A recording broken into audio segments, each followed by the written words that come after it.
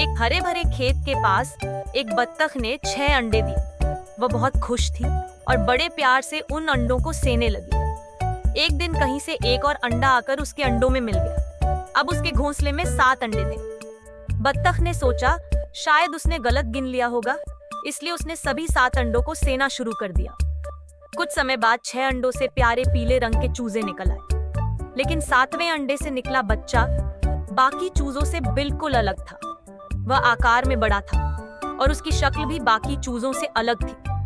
उसकी इस अनोखी शक्ल को देखकर बाकी चूजे उसका मजाक उड़ाने लगे। वे उसके साथ खेलना भी नहीं चाहते थे और उसे तंग किया करते थे।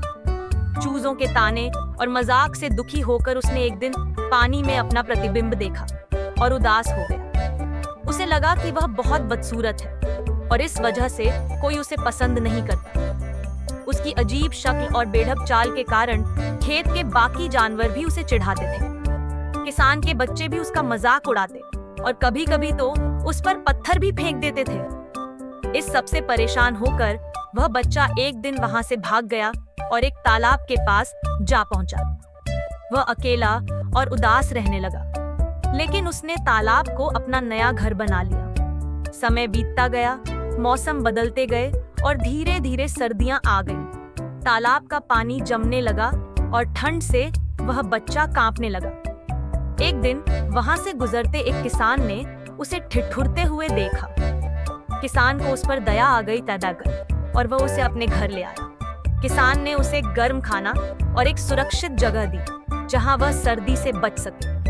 उस किसान के घर में कुछ समय गुजारने के बाद वसंत ऋतु आ गई और अब तक वह बच्चा बड़ा हो चुका था। किसान उसे वापस तालाब पर छोड़ आया। वसंत की एक खूबसूरत सुबह उसने पानी में हंसों का एक झुंड देखा जो उसके पास आकर खेल रहे थे। उन हंसों को देखकर वह बच्चा सहम गया और खुद को छिपाने लगा, क्योंकि उसे डर था कि वे भी उसका मजाक उड़ाएंगे। तभी उसकी नजर पानी में अपने प्रतिबिंब पर पड़ी और वह हैरान रह गया। अब वह अजीब सा चूजा नहीं था, बल्कि वह भी एक सुंदर हंस बन चुका था। उसे अपनी असली पहचान का एहसास हुआ और उसकी खुशी का ठिकाना नहीं रहा। अब वह खुशी-खुशी उन हंसों के झुंड में शामिल हो गया और अपने नए परिवार के साथ उड़ गया। उसने महसूस किया कि वह शुरू से ही खास था, बस उसे अपनी असली पहचान को पहचानने में समय लगा।